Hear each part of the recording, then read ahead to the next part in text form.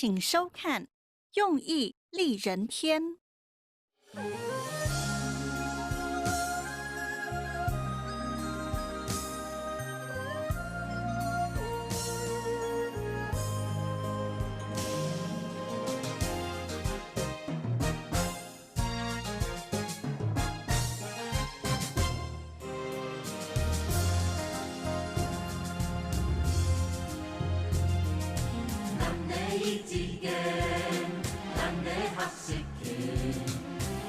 紧守到为同学来建好，大家学业经，做人处事可安心，做人处事可安心，大家学业经，身体健康心安宁，身体健康心安宁，大家学业经，做事工作可顺心，做事工作可顺心，大家学业经。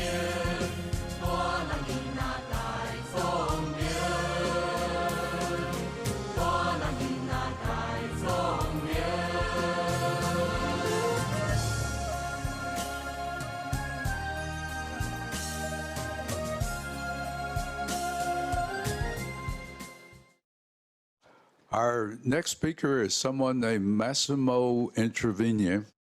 So now for something completely different, as they say, that's a paper about one of the most famous international filmmakers, Federico Fellini. And on April 6, 1974, according to his journal, Fellini had to confront a difficult choice, and he sat in front of a friend, begging this friend for suggestions and comments. But in fact, the friend was the I Ching. The friend was a book. It was not a person, as we know from an important book by Fellini where he recorded his dreams called The Book of Dreams. And so we know he didn't use the sticks, but he practiced the divination with the 3 coins almost every day for several decades of his life. And just to quote one episode, we don't have a lot of time, at one stage he should decide in the 1970s where he should do a movie about Casanova. And it will be an erotic movie, so he will know there will be problem with censorship production. And he had easier option, perhaps will make more money. So he asked the I Ching, and the I Ching basically said, yes, you should do Casanova. So he wrote Evviva in all capitals and said, the I Ching has spoken and the question is solved. And he did the Casanova, which eventually received critical acclaim. But sometime he consulted the I Ching for general ideas about his life, so he received answers. I learned that the universe is perfect, you should remain calm, nothing can affect you, etc. Now, in an important interview on the subject to the daily newspaper Repubblica, Fellini said he had no theoretical understanding, unlike Wei Xinjiao, of the cosmology behind I Ching, but he didn't care. What was important for him was that I Ching worked and solved his problem when he needed. But can you pass me the water, please?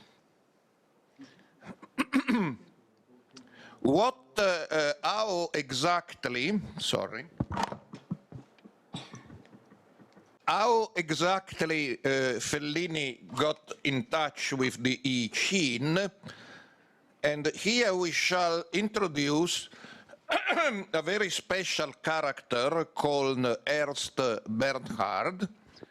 Bernard was a Jewish medical doctor from Berlin, interested in psychoanalysis, and he went to study with Freud. But since he was a deeply spiritual man, although not a member of any organized religion, he found Freud too much anti-religious. And then he met a man called Julius Speer, and we know a lot about Julius Speer because particularly for those who go to the conference of SWE, the Society About Esotericism, our colleague Alexandra Nagel is writing article after article about Julius Speer. And Julius Speer invented something called psychochirology, meaning a psychological interpretation of palmistry. Not only considering the lines, but also the shape of the hands. And Speer is famous because one of his pupils was Etty Hillesum, also a psychochirologist, and she was killed in Auschwitz and left a journal. Several movies were made about her, and the byproduct of the popularity of Hillesum is the books by her mentor, Speer, started being republished. Now, Bernard, through Speer, met Jung. Jung was an enthusiastic about psychochirology, and Bernard said, here is a psychoanalyst who believes in psychochirology and also in astrology, so that's the man I wanted to meet. But the problem was, Bernard was a Jew, and Jung, at the beginning of the Nazi experience, tried to accommodate himself with the Nazis, so he refused to sign letters interceding for Bernard, and Bernard escaped to Italy, where at that time, emphasis on at that time, Jews were not persecuted. And so he broke with Jung, but after the war they reconciled. And it's through Jung that Bernard learned about I Ching and the translation by Wilhelm.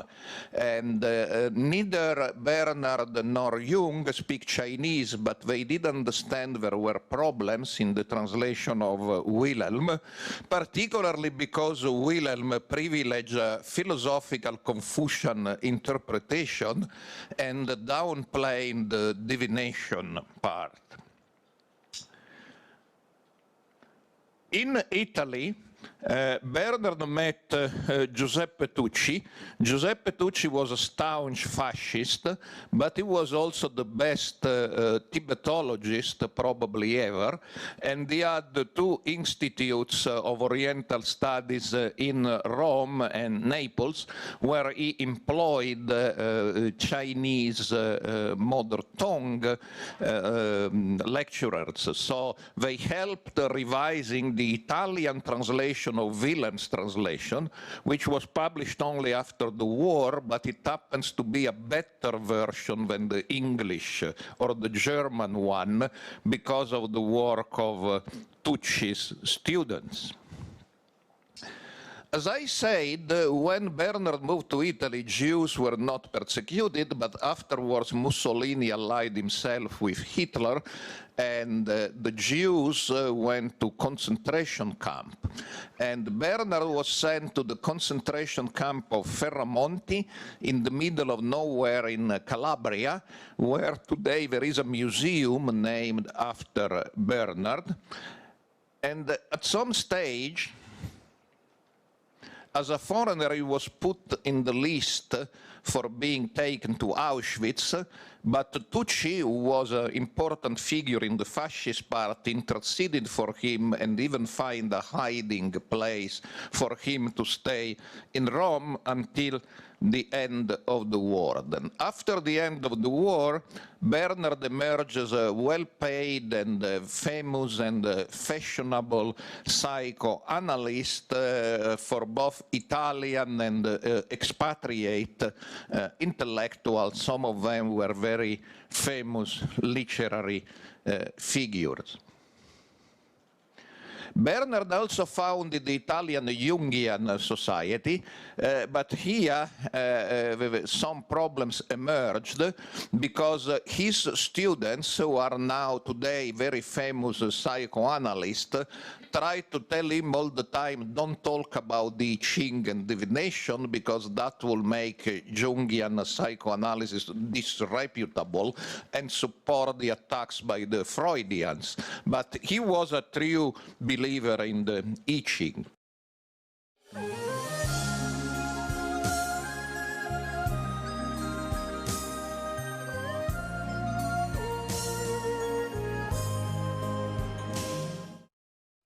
Now, among the clients of Bernard, or patients if you prefer, there was another very famous movie director, Vittorio De Seta, who was so much connected to Bernard that when you see the opening credit of his masterpiece, Half a Man, you see the movie is dedicated to Bernard.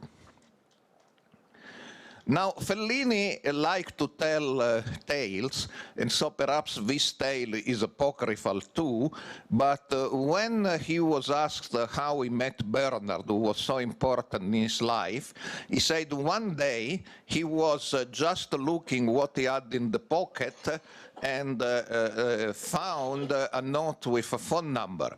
And he believed it was a particularly beautiful lady called Maria he had met at a party, so he called for a romantic meeting, but Bernard answered. It was the number of Bernard. And Fellini said, excuse me, it's a coincidence. And Bernard lectured him about the fact that there are no coincidences, so he should go and met him.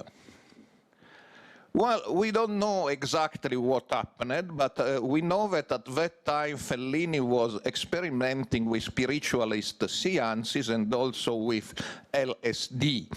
And if we look at the autobiography of De Seta, they were friends, De Seta said the note actually existed because they were passing in the car under the windows of Bernard. And De Seta told Fellini, here is a man you should absolutely meet, you will forget, so I'm putting a note in your pocket. So the note will probably, did probably exist. So it was a very important meeting because Fellini, besides spiritualist mediums, was looking for magicians, and he met a number of charlatans and people after his money. But when he met Bernard, say, here is the real thing, and he's persuading me that magic is inside me, it's not in the amulets or rituals or talisman, but it's something I should find inside. And Bernard became so important for Fellini that when Bernard died in 1965, Fellini wrote a very moving tribute. He wrote, I owe you so much of my life. I owe you the possibility of continuing to live with moments of joy. I owe you the discovery of the new dimension, of a new sense of everything, of a new religiosity. Thank you forever, brotherly friend, my true father. Help me from where you are now, blissful spirit. Peace to your good soul. Remember us, we all love you dearly in our souls. Farewell, farewell, friend of the heart, a true holy man. So Bernard was very much about the I Ching. And again, in Fellini trademark style, he says, when I had my first session with Bernard, Bernard was doing all the time like this. So he said, what a strange tick.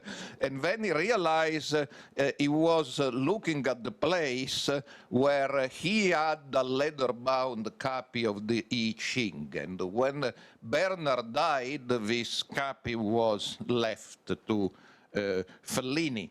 And the journalist who interviewed Fellini about the I Ching say he also had a sort of ritual, a sort of altar where he kept this copy of the I Ching, and he said it's like the Catholic, if they have a crucifix or a relic, for me it's the same. The material book in itself is sacred. So Fellini was asked, but are you familiar with Taoism? And he said he was really not. I mean, Bernard tried to lecture him about the Tao, but it was a little bit too complicated. So he was more interested in divination. But he had a problem for divination, because Bernard told him, if the coins are not Chinese and blessed by a genuine master, it will not work. Now, the problem is we were in the 50s, and it was very difficult to get a visa to China, but Fellini was friend with a member of the Communist Party called Antonello Trombadori, art critic and member of the parliament, and Trombadori went to China as part of a delegation of Italian communists visiting Chairman Mao, and so Fellini directed him to a guy writing to him from China how much he liked his movies, and Trombadori and this guy went around and found a genuine I Ching master who gave the coins to Fellini. Now, Fellini and Bernard didn't have always a very easy relation, because Fellini was looking for a guru or a master.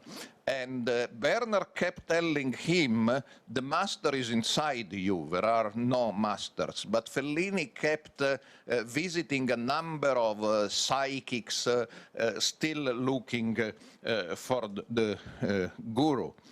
And Fellini died with in his pocket a piece of paper with an answer he got from the I Ching about the master. You must seek the one who will enlighten you. He is not a guru, nor a priest, nor a sage. He does not intend to enlighten you, and in fact he does not intend to do anything. He burns bright with passion, but without intent. Without you, he is lost, just as you are lost without him. His light dies if you do not reflect it. Your life is dark without his light. And perhaps in the end understood that that means the master could not exist outside of him, or perhaps not. Fellini was also asked whether relying on something like the I Ching and divination for solving his problems was not scary. If it were so, he answered, we should avoid falling asleep at night, because this book, in essence, dreams for us. It speaks the same symbolic, mysterious, and indecipherable language of dreams. Therefore, it gives me no disquiet. In fact, it comforts me. It's like knocking at the door of a castle. Now, we can ask whether Fellini, like many Westerners, was not trying to adjust the answers of the I Ching to suit his wishes. It is inevitable, he said, that we tend to pull the interpretation of the hexagrams in our favor. And when the answer clearly runs contrary to what we would have preferred, it triggers, Fellini said, the same mechanism you have toward the bad dream. You think it wasn't aimed at you, but at the one who had slept in that bed before you. Or you end up saying, after all, it is an archaic, obscure book. And sometime he rebelled against the I Ching, but when he told the story of actor Walter Matthau, who was a character played, it's not a real story, it's fictional, and this character was a true believer in the message in Chinese cookies.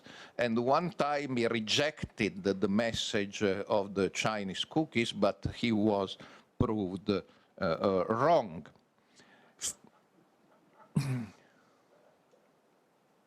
Fellini wrote that Confucius himself, on one occasion at least, expressed dissatisfaction with the vagueness of the answer of the I Ching. But Confucian wisdom talked that also you do not reject the advice of the I Ching lightly. I happened once not to accept it, and I tried again to consult it. That's Fellini speaking. Do you know what the new answer was? Hexagram 4, youthful foolishness, which says, I do not seek the young fool seeks me. Consulted the first time, I give response. If somebody question 2, 3 times, that is importuning. If they become importunate, I give no response. So Fellini said he learned from Bernard that the key to successful life is to regard the I Ching as a friend.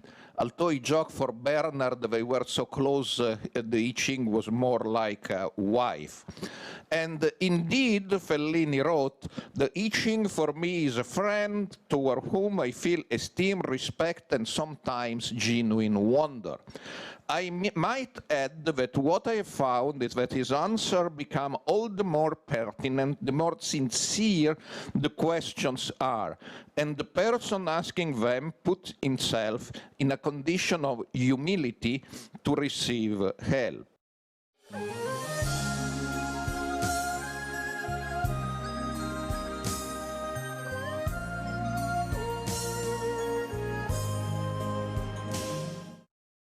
So the I Ching, Fellini says, is called the Book of Changes because it changes you.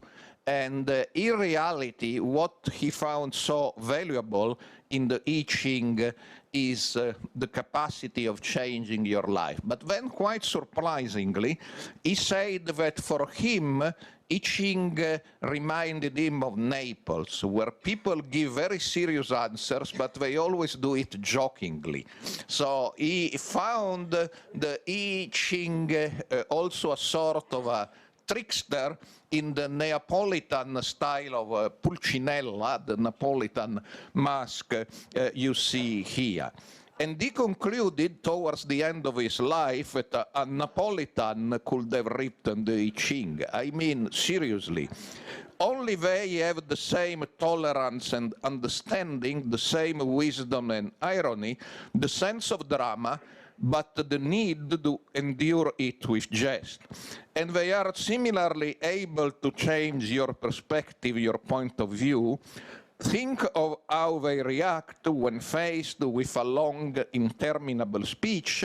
They raise their hand, rotating it, and they say only one word in Napolitan, "Embe, so what?" So to avoid having the same reaction from my audience, I will simply stop at that. Thank you.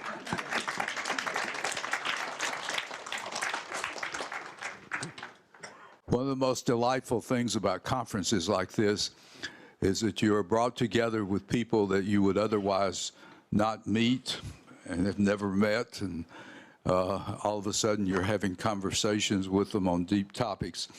I have never met Professor Bikir, but I happily turn the podium over to him right now to learn. You've got the most fascinating title for this paper. Oh, thank you. Here's your. I have one here. Yeah, thanks. Hello, everyone. Thank you so much for welcoming me today here, for giving me the opportunity to present this paper that I've published in September, last September. Thank you for this organization and giving me this opportunity. So how do I switch the slide? I press here? Okay. Next page is here, all right. So my talk today will be about, as the title indicates, wandering the diviner's path. So it's all about how I found my PhD dissertation subject. 10 years ago, I started to learn divination here in Taiwan. And at this period, I was starting to do a PhD dissertation about the history of the Song dynasty, and more precisely the history of divination practices. And so I was before in Taiwan for almost 5 years, and I started to, for my first year of PhD, I started to gather documents, and I have met a master in Kaohsiung who wanted to teach me I Ching divination. But at this time, I was very much involved with the academia, and well, in France, it's not very well perceived if you are a PhD student and you start to learn divination, and people will start to look at you with a very critical sense. Are you okay? Do you really believe in this stuff? My professors told me, Radu, you should never talk about this to anyone, but I still was very curious, and I did continue learning with this master. So today I will talk about what happened in this process of learning divination when I was a PhD student, and how these seemingly contradictory forms of knowledge could become intertwined and actually help each other. So in the first part of this learning process, I was wondering, does my belief in esotericism constitute an hindrance, an obstacle to my academic research?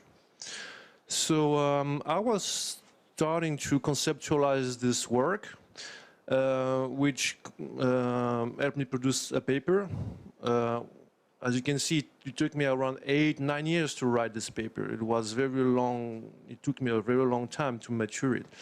So I used what we call the perennialistic scholarship. So perennialism, it's all about, in a nutshell, scholars who consider that in the history of religion, all religions comes from a unique tradition, which they call the Sophia Perennis. So we have Huxley, for instance, Katzinger, Chouan, and René Guénon, who was one of the major authors of this tradition. And I was also wondering about the paradox of the Enlightenment, because, for instance, as I said, in France, the scholarship today is very much critical about this belief. So they will say of themselves, present themselves very critical and rationalistic.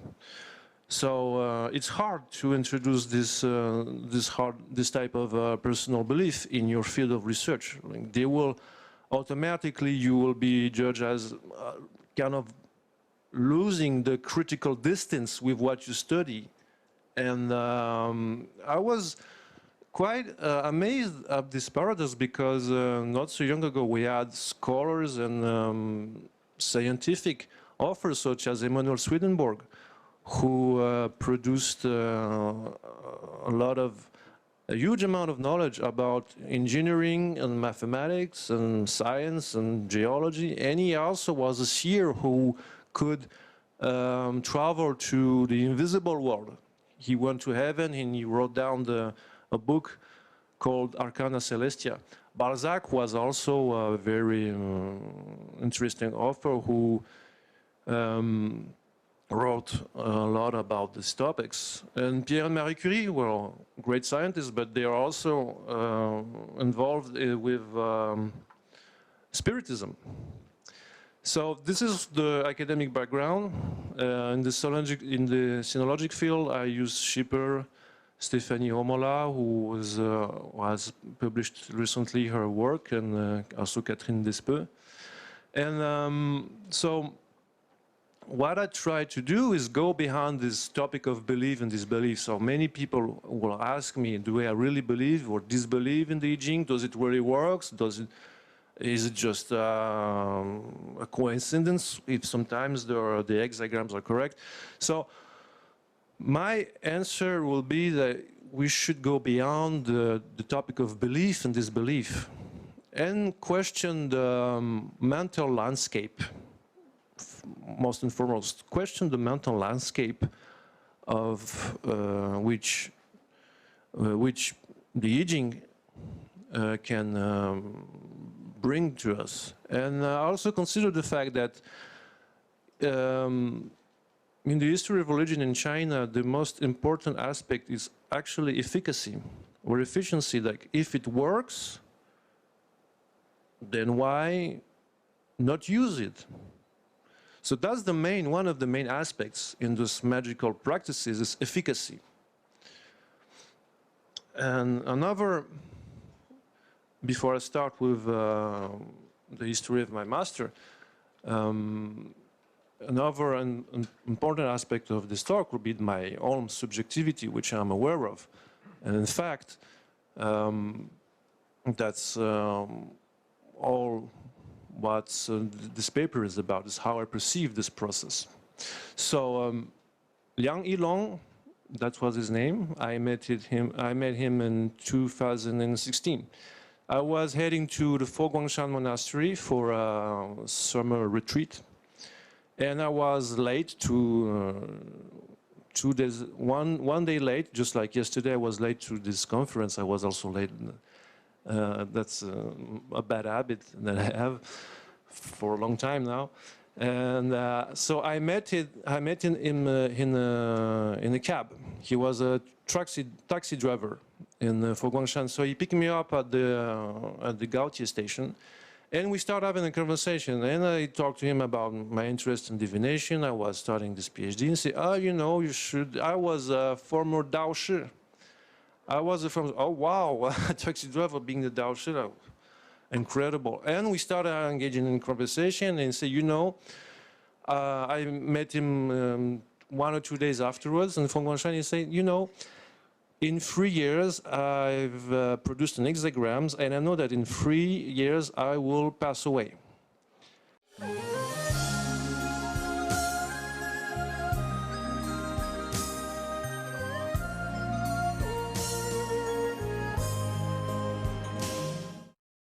And unfortunately, my children, they don't have any interest in divination. So I was listening, what?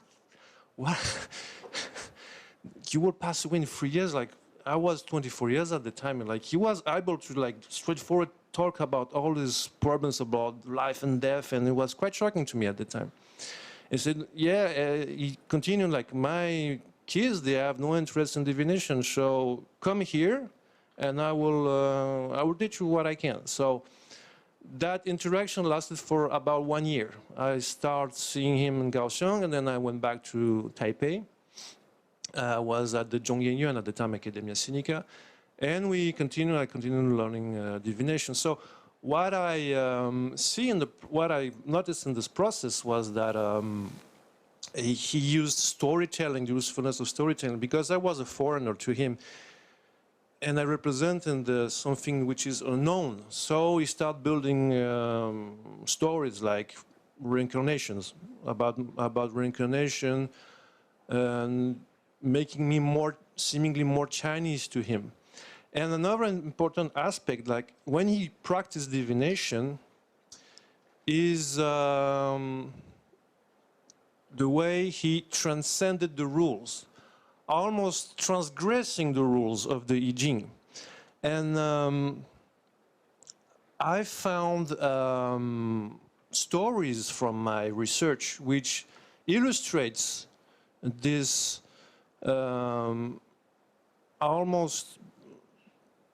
this aspect which transcends time. And I took this story from the Hongmai Zijianzhi, which was written in the 12th century. Unfortunately, the hexagram should be appearing here, but I don't know why. Maybe you can help me. 你可以帮我把这个卦放在下面吗? Oh yeah, I could have drawn it here, but anyway. Okay, so this story is about a man from the commandery whose name was Wang Langxian, and he met a master in the mountain, and he studied some months with him. And at the end, I will skip to here when this master told him, okay, your natural gifts now has reached their limit, your limit with me. You can force yourself now, and the master sends Wang away from the mountain. But Wang's knowledge was there already exceptional. And one day, a man involved in a lawsuit over a grave site asked Wang what the decision would be. And Wang obtained the hexagram B, which is this one, and told him the burial mound lacks soil, which is an indication of failure. I will explain what that means. After more than a month, the man in question returned. Wang, who after another consultation had obtained the hexagram monk, this one, and he told him, this oracle is not comparable to the previous one. Grass has grown on the grave. Your case will be settled within the day. Shortly afterwards, everything was accomplished just as he had predicted. So what's happening here? Actually, just like Liang Yilong told me, sometimes you don't have to follow the rules. You don't have to follow the book. You just have to follow that instinct that you have. And just, yeah, from your inner feeling, because that's what he called, can I go back? How do I go back? That's what he called the ton. Yeah, the penetration of the, so you permeate this, with your spirit the reality of things, which is found also in the I Ching, the Xi Zi, Gan Sui Dong Tian Xia Zhi Gu. So when you have this Gan feeling, you can enter inside the reasons and the precedents of Tianxia, of the universe. So what happened in this text is very interesting because he doesn't read the lines, he doesn't read the commentaries, he doesn't even care about the figure. Actually, he reads the title, okay, the B, which lacks, the first one lacks soil. So what he's doing here is 测字. 测字. He how do you say, analyzes, he makes an analyze of the character by dividing its component.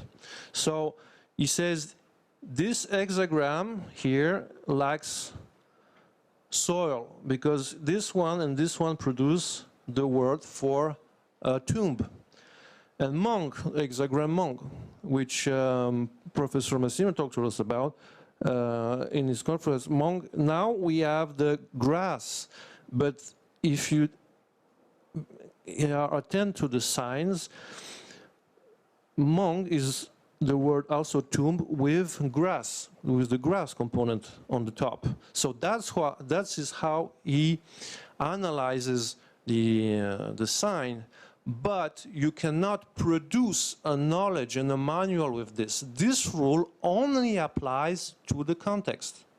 It only applies to this context. You cannot systematize these rules. This is how the Gan or the Tong works, actually. So this is how Liang Yilong practiced divination, and that is why what he tried to transmit, it was this Tong, this feeling, more than the bookish knowledge. So this is go with the Xiuyang, the Xiuxing part, the inner cultivation part, which to him coincides and is as important as the practice of I Ching itself.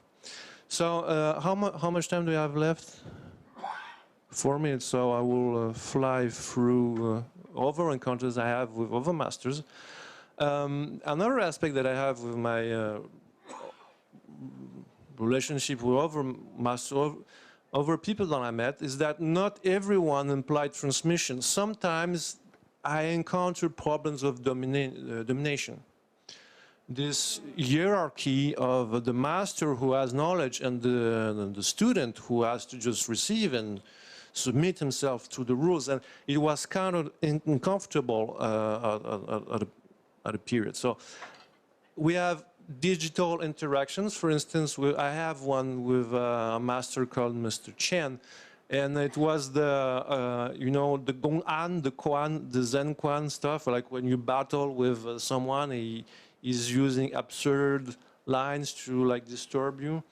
And it still exists, but you can use line or digital tools to continue to have this kind of interaction. So this is one I had. Unfortunately, it doesn't appear very clearly. So I'll just read one line. So we enter in this type of stereotyped conversation, dialogue I had with Mr. Chen. He was also Dao Shi and Tibetan Buddhist follower. He mixed the two. So he says, in the last slide, he says, it is karma that allows you to know and not to know. Now it's too strong, and you don't have any means to figure out what you know and what you don't know. So he's saying that I can basically don't know anything, and he knows, he has the knowledge. Only Buddhas have this capability. They can use false name, false speech, and false methods to make you cultivate what is right for what is false. And just I found this nice line of humor, say, what you say is false. Which signifies that he has knowledge, but at the same time he's wrong. And what you know is, he continues, what you understand is false, what you not understand is true. And all this dialogue that I have with him on the social media was not about produce any kind of knowledge, but just to have a stereotyped use of the language, which will which will produce a hierarchy. And if you want to enter this type of hierarchy, you have to sort of prove yourself with language mastery and to show the importance of transforming nonsense into a new sense, somehow. So in conclusion, this process of learning brought me friendship and also coercive interactions. It helped me actually to kind of bring new ideas and new concepts in my PhD dissertations and go beyond this duality of believing in esotericism and only do a fully academic research. I think that two aspects of this knowledge could enrich each other. Those both aspects can enrich each other. And in conclusion, it was certainly a subjective experience, but I think many aspects of it can still be traced to ancient China, and hopefully it will bring some help to new young scholars and other PhD students who are entering this type of interaction. So that's me and Liang in Foguangshan learning the hexagrams. So I think time now is up. Thank you for listening.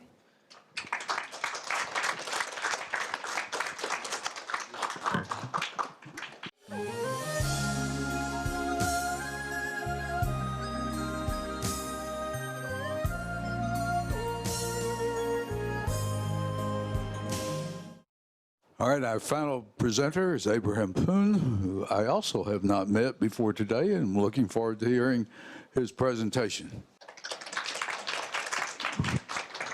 Good morning, ladies and gentlemen. My topic is Qigong, cultivation of yin and yang, segregation in the I Ching. I Ching, there's two translations in English, and also the meaning, the book of change. But 10 years ago, I said it. I Ching is the basic law of Chinese philosophy. This basic law must be reading by everyone, not only Chinese people. It must for all over the world, all human beings. In Hong Kong, I used I Ching for teaching in primary school, secondary school. Of course, not a full book of the I Ching, just the theory and the practice. For example, I teach the primary school the child, this yang, this yin. You must polite. You must use your yin yang. When you are boy, yang, you are girl, yin. So your life is coming from yin or yang. No central, no middle. Okay, must be one part. Okay, this is very important. The life you are coming. This is the life education starting point from I Ching, yin yang. So why? Why is yang?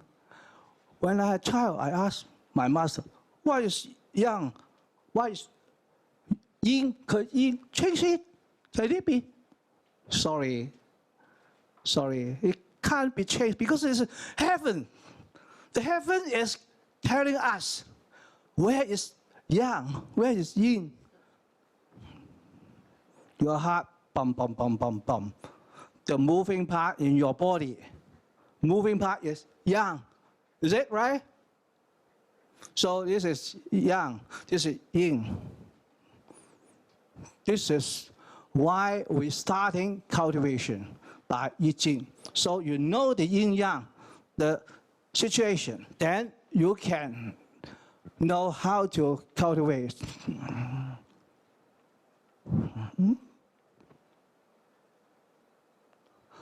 I also teaching Qigong, Chinese culture in Hong Kong. Today I just briefly talking about yin yang in Qigong, the wisdom. I Ching is very useful. When you learn the theory, you can take application everywhere by your wisdom. I also thank you, 唯心信教, get a board of this, so I easy to tell you about that.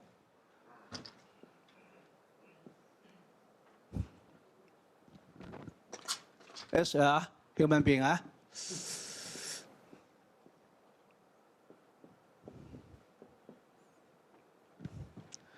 So today I talking about the yin yang, the cultivation. In the I Ching is also talking about your hand, your eye, your leg is the different part. So the detail I don't talk about. You can see in the I Ching, the book. But finally, we are the destination. Yang, yin, purify. Purify yourself to be yin and yang. This is cultivation. So we are moving. We are working. We are, what is the right way? Is Tao. Tao.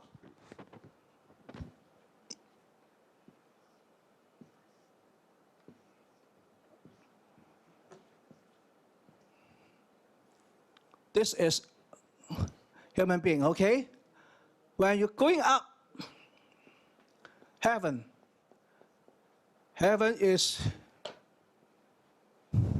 when you're going down, okay? You will be yin.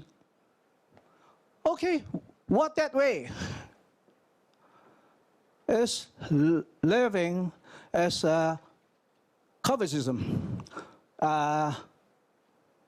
Johnny Hong, I always said Johnny Hong, Confucius, use the human way. He also, the wisdom, get from the I Ching to teaching the people. How you working a good way,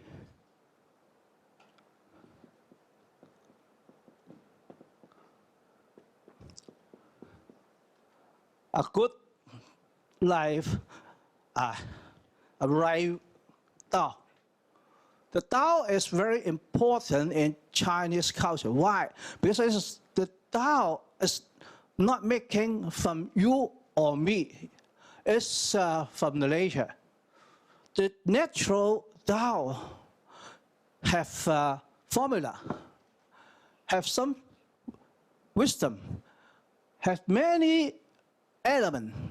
You get it, you pursue it, and then you can walk better, and then you can do it better in your life, in your job, in your family.